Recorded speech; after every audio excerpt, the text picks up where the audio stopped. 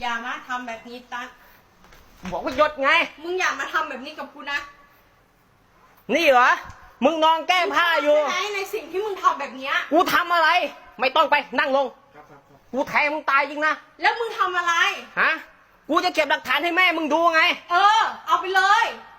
ในเมื่อมึงทำตัวมึงเองกูทำอะไรสิ่งทุกอย่างมึงเคยทำให้กูได้ไหมกูทำอะไรมึงไปกับเพื่อนมึงทำยังไงมึงออกทริปนี่เหรอทริปมึงนี่ใช่ไหมหันหน้ามาอายุเท่าไหร่อย่ามาทำแบบนี้23มึงอายุเท่าไหร่ทำไมมึงเอากันกี่รอบแล้วยังไม่เคยมีอะไรกันฮะมึงนอนแก้ผ้าอยู่นี่มึงนอนแก้ผ้าอยู่มึงอยากประจานกูมึงประจานไปเลยกูประจานแน่ที่กูขอมึงทำให้กูได้ไหมกูรักมึงแค่ไหนเค้กกูซื้อมาให้ทุกอย่างกูซื้อมาให้มึงแอบไปเอากับเขากูเพิ่งมาอยู่กับเขานี่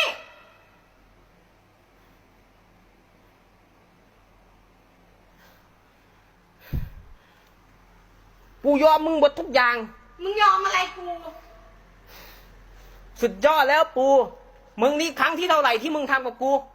ครั้งที่เท่าไหร่ครั้งที่เท่าไหร่กูทำครั้งที่เท่าไหร่ครั้งที่เท่าไหร่มึงพูดมาสิกูซื่อสัตย์กับมึงมาแค่ไหนแต่มึงไม่เคยมึงครั้งที่เท่าไหร่นี่มึงซื่อสัตย์กับกูแล้วเหรอใช่กูเบื่อแล้วไงติบในเมื่อมึงไม่อยู่กับกูแล้วสุดยอดสาธุเทวดามีตาจริงๆถ้ากูไม่มาเนี่ยกูคงไม่เห็นใช่ไหมภาพนี้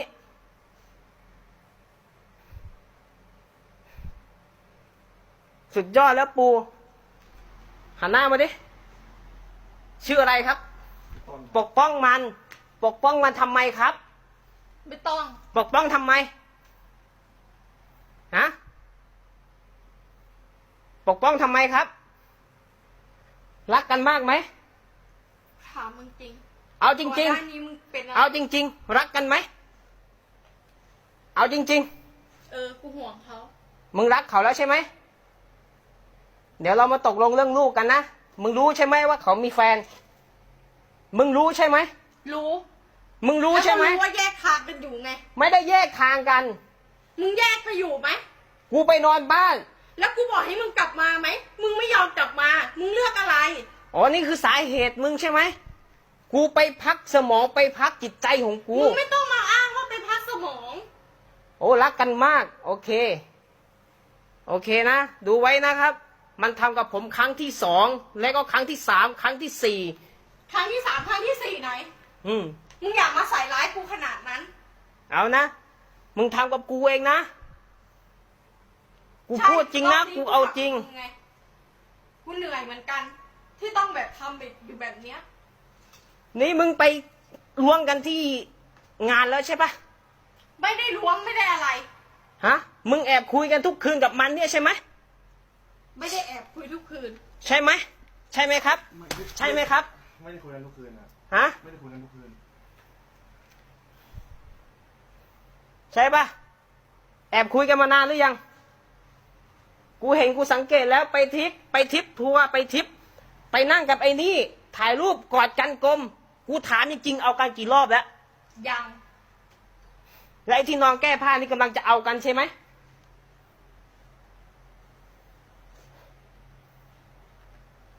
เชิญกูทำแน่ปูเชิญกูทำแน่ไม่ต้องพูดไม่ต้องไอ้นี้หรอกเชิญทำที่มึงสบายใจกูทำแน่ไม่ต้องมาเนี่ยกูแค่ไหนมึงรู้ตัวไหมกูประจานอะไรบ้างอ้าวมึงทำอะไรกับกูบ้างมึงลงไม้ลงมือกับกูไหมลงไม้ลงมือเมื่อไหร่ที่ไงเมื่อกี้เพราะอารมณ์กูโมโหเป็นใครกูถามดิชื่ออะไรนะ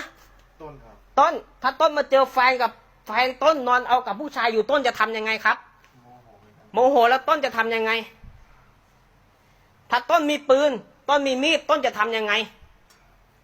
ฆ่าเลยไหมต้นรู้ว่าเขามีลูกมีผัวต้นยังกล้าทำขนาดนี้ต้นไม่ใช่คนนะครับแล้วมึงด้วยโทรคุยกันทุกคืน ถามจริงๆมึงทำกับกูได้ยังไงอะปู กูก็เหนื่อยเหมือนกัน มึงเหนื่อย กูเหนื่อยไหม เคยเข้าใจกูบ้างไหม ทำไมกูจะไม่เข้าใจ กูให้ไป กูให้ไป ไม่ หืม กี่ปีแล้ว นี่คือปีแรกที่กูได้ไป นี่คือปีแรก พอกูไปมึงเต็มใจไหม แล้ววันอาทิตย์กูหยุดพร้อมมึงไหมทำไมมึงไม่ชวนกู กูตั้งใจแล้วถ้ามึงชวนกูก็จะไป เคยชวนหม ไม่ต้องพูดแล้ว เคยชวนห ไม่ต้องพูดแล้ว ไม่ต้องมาพูดเดียวใส่ตัวเอง โอเค เอาพูดมา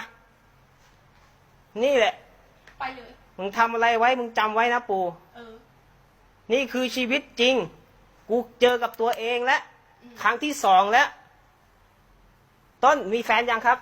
ต้นครับ อย่า ไม่มีครับ ไม่มี ต้นไม่มีใช่ไหม ครับ ต้นรู้ไหมถ้าผมฆ่าต้นตายผมไม่ผิดกฎหมายนะครับ ครับเข้าใจครับ เพราะอะไรรู้ไหม เขาเป็นเมียผม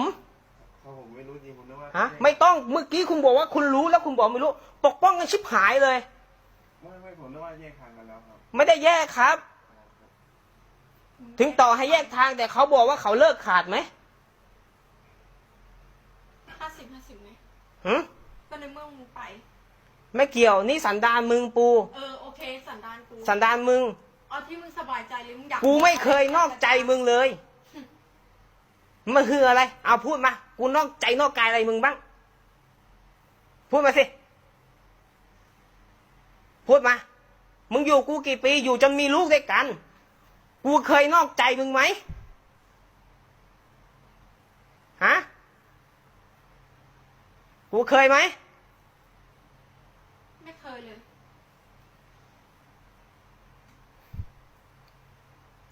สุดยอดนี่คือความจริงที่ทุกคนจะต้องได้รู้ ที่ผ่านมากูปกปิดทุกอย่าง ความผิดของมึง มึงไปเอากับฝรั่ง กูให้อภัยมึง กูยกโทษให้มึงเพราะกูรักมึง กูสงสารมึง แล้วมึงบอกมึงจะกลับตัวปรับปรุงตัว สุดท้ายนี่คือเทวดามีตานะ เหนื่อยแล้ว หืม รักเถอะ เหนื่อยแล้วใช่ไหม อืม ปกป้องกันขนาดนี้แล้วกูก็คงไม่อะไรแล้วแหละ ฮะ ต้นให้พี่ทำไงอ่ะ ต้นให้พี่ทำไงครับ ครับ มึงจะคบกันต่อไหม ถามว่าจะคบกันต่อไหม พี่เกียรติ ฮะ ถามได้ยินป่ะ ได้ยินครับ นัด ถามได้ยินป่ะ ได้ยินครับ จะคบกันต่อไหม ครับ หืม พี่ให้ผมยังไงอะพี่ผมขอโทษ มึงขอโทษถ้าเมียมึงนอนอยู่กับผัวอีกคนนึงอ่ะ พเถ มึงจะทำยังไง อยากจะจบก็จบกันไปเถอะ ฮะ สุดยอดแล้วปูมึงอ่ะ เออ พอเถอะ เหนื่อยเต็มทีแล้วเหมือนกัน สุดที่จะล้างแล้วแหละ มึงรั้งอะไรกู สุดที่จะพยายามแล้วเหนื่อ หื ย ม เอาเลยนะมึงอยากประจานอะไรมึงเชิญเลย กูประจานแน่ปูไม่ต้องกลัวหรอก กูประจานอยู่แล้ว เดี๋ยวเราไปเซ็นเรื่องค้ำประกันนะ โอเค แล้วก็หนี้สินมึงเอามาคืนกูให้หมดด้วย โอเค เออคอม มึงจะเอาคอมหรือมึงจะเอา iPad สิ่งไหนที่เป็นของกูเอากันมาหมด โอเค คอมเป็นของกู โอเคเอาไป กูให้มึงเลือกเอาคอมกับ iPad ก็เอาแพดกูคืน โอเค เดี๋ยวคอมกูมาเอา อืม เอาต้นว่าไงครับ ครับพี่อย่างที่พี่ตามที่พี่บอกเลยครับ กูอยากฆ่ามึงอ่ะ พี่ผมขอโทษอย่างเลยที่ผมผิดไปแล้วจริง เนี่ยมึงนอนแก้ผ้านี่มึงกำลังล้วงกันอยู่เลยอ่ะ ถ้ากูไม่มาสมมุติว่ากูกลับบ้านเลยอ่ะ กูเอะใจแล้ว ไปนั่งในงานไปนั่งตักด้วยกัน โอ้โห สุดยอด นั่งตัก กูไม่รู้หรอก กูมั่วเอา sorry ไม่เคยนั่งตัก นั่งใกล้ชิดไหนสนิทสนม เห็นกูใช่ไหมกูไป ไม่ ไม่เห็น มึงนั่งอยู่ไหน นั่งข้างนอก นั่งข้างนอก ใส่เสื้อขาวกับเป็นแก๊งใช่ไหมมึงตะโกนเรียกกูไหมว่าป้า ตอนไหน ไม่ได้ตะโกนใช่ปะกูไปจอดดูมึงอยู่ตั้งนาน เอาเถอะ กูไม่คิดเลยว่ามึงจะทำกับกูได้ขนาดนี้ อ หืม นัด หันหน้ามาต้น มึงเป็นลูกผู้ชาย มึงหันหน้ามา มองกล้อง มองกล้อง มองดี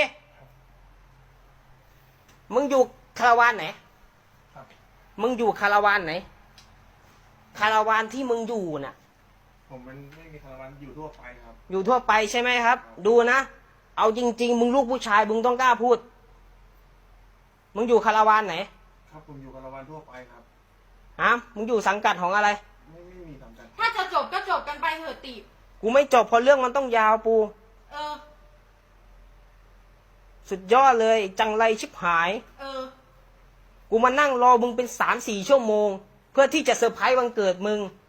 นี่คือสิ่งวันเกิดมึง มึงเซอร์ไพรส์กูอย่างนี้ อืม โอ้โห สุดยอด คุยกันนานหรือยัง ไม่ หึคุยกันนานยังครับ อาทิตย์หนึ่งครับ อาทิตย์หนึ่ง อาทิตย์หนึ่งพวกมึงมาฟิชเจอริ่งกัน สุดยอด อยู่กับกูมากี่ปี กูถามจริง อยู่กับมึงมา8 ปีอะมึงเคยคิดพัฒนาอะไรช่วยเหลือกูบ้างไหม อ๋อ นี่มันช่วยเหลือมึงใช่ไหม ไม่มีใครช่วยเหลือกูหรอก ต้นมึงให้อะไรเขา ไม่ได้ให้ครับ ไม่ได้ให้ กูรู้ว่ามึงแค่หวังฟัน ต้น ลูกผู้ชายพูดมาจากใจ มึงแค่หวังฟัน กูรู้ พยัคฆ์คอนะ มึงแค่หวังฟัน ส่วนอีนี่ก็คัน ผัวจับตัวไม่ได้ ผัวต้องการ กูไม่มีอารมณ์ โอ้โห เพราะมึงไปเอากับเขามากี่ครั้ง ไม่เคย บอกว่าไม่เคย ไม่เคย นี่ถ้ากูมาไม่ทันก็คงเสร็จไปแล้วใช่ไหม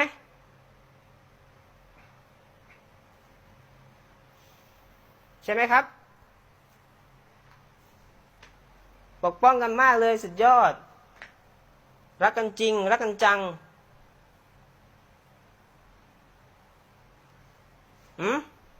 มึงรักเขามากไหม เอาพูดมาปู รักมากใช่ไหม ต้นถ้าพี่ให้คบกันน่ะ ต้นจะเอาปะ มันทำกับกูขนาดเนี้ย ต่อไปมันก็ทำกับมึงแบบกูนี่แหละ กูรู้มึงอะแค่หวังเย็ดเฉยๆ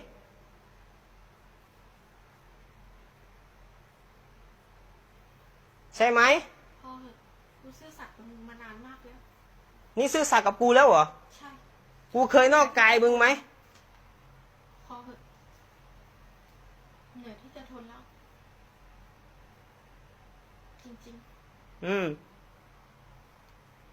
เหนื่อยที่จะทนแล้ว โอเค กูก็มีอะไรพูดแล้วแหละ กูก็เนี่ยมาเจอกับชีวิตตัวเองเลย ชีวิตจริง ๆเลย นะ นี่คือชีวิตจริงของกู สุดยอดเลยปู กูให้ไปพอมึงไปมึงเป็นอย่างนี้ ไปไปทริปอะไรของมึงอะไปคาราวานของมึงอะพอไปปุ๊บมึงก็ไปได้ผัวใหม่ นี่ไงคือสาเหตุที่กูไม่อยากให้ไปไหน กูอยากให้ไปไหนด้วยกันตลอด กูคิดถึงครอบครัวตลอด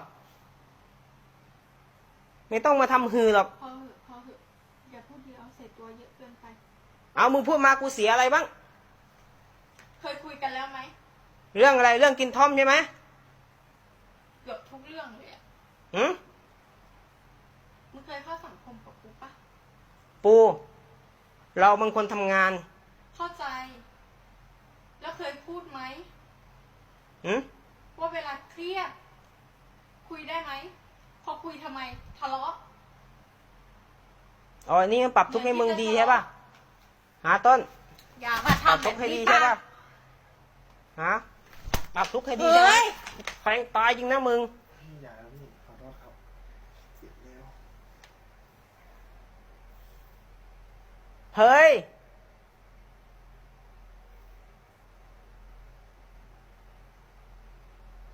เฮ้ยคำเดียว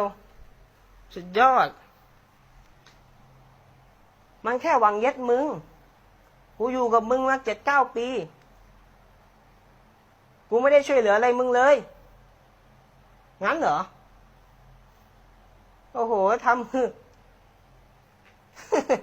ทำหัวเราะ อืม นี่นะดูไว้นะ เอาเลยกูก็ฟ้องได้เหมือนกัน ฟ้องสิ เชิญ ฟ้องเลย เออ นะฟ้องเลย เชิญ ฟ้องอะไร ไม่บอก ฟ้องมา ไม่เป็นไร ฟ้องได้กูยอมขึ้นศาล ไปเถอะ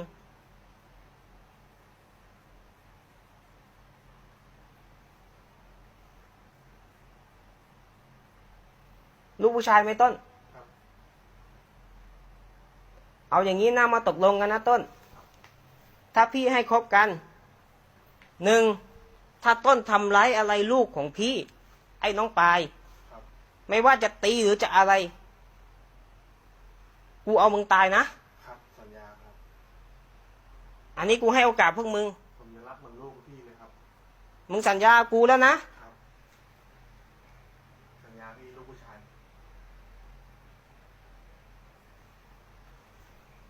แล้วมึงอ่ะ เอาไง จะคบกันไหม จะคบใช่ไหม ใช่ โอเค กูจะได้จบ ต้นบ้านอยู่ไหนครับ อยู่เนี่ยครับฉลองครับ อยู่ฉลอง ลูกหลานใครอ่ะ ไม่คนต่างจังหวัดครับ คนต่างจังหวัด คนจังหวัดไหนครับ ทำไมต้องถามคุณโน่ แล้วทำไมอ่ะ กูอยากรู้อ่ะ เวลามันตีลูกกูได้ตามถูก ไม่ผือหรอก อืม ถึงเวลานี้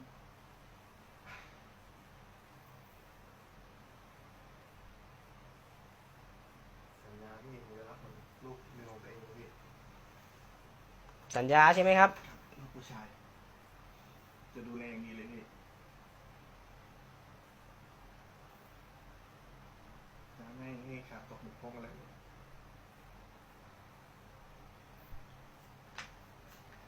เอาละต้น ถ้าต้นมาเจออย่างนี้ต้นจะทำยังไง กลัวเหมือนกันพี่ หืม ชอบเหมือนกันเลย ต้นจะทำยังไง อันดับแรกครับ ก็มีโมโหกันบ้างนะพี่ มีโมโห ปกป้องจังเลยอ่ะคุณหืม ใช่ไง ปกป้องจังเลย สุดยอด โคตรระยำอ่ะ แม่รู้ไหมว่าทำอย่างเงี้ย แม่ตัวเองรู้ไหม ไม่รู้ใช่ไหม เอาความจริงหน่อยเถอะ พวกเองแอบไปเอากี่ครั้งแล้ว ก็บอกว่าไม่เคย ไม่เคยครั้งนี้ครั้งแรกกำลังจะเอากันใช่ป่ะ แต่ยังไม่เอา ก็คือเห็นแล้วแหละ โอ้โห สุดยอดแล้วมาหลักฐานนะถอดเสื้อครับถอดเสื้อในแล้วก็ถอดกางเกงแล้วนะครับ ถ้าจะมาประจานกันแบบนี้ก็เชิญเถอะ เอาอยู่แล้วปู โอเค ก็ไปเถอะจบ เอาอยู่แล้วครับ เอาอยู่แล้ว ต้นขออัดมึงสัก4 ทีได้ปะ เดี๋ยวนะ อะไรพี่ ฮะ ขอ4 ทีก็จบเลย พี่เตะ ไม่ ผมเนี่ย ไม่เอา กูอยากต่อยหน้ามึงอ่ะ กูหมั่นหน้ามึงมากเลย อย่าอะไรพี่ขอร้องนะครับ เดี๋ยวต้องทำงานอีกนะพี่ แล้วพี่ก็ทำงาน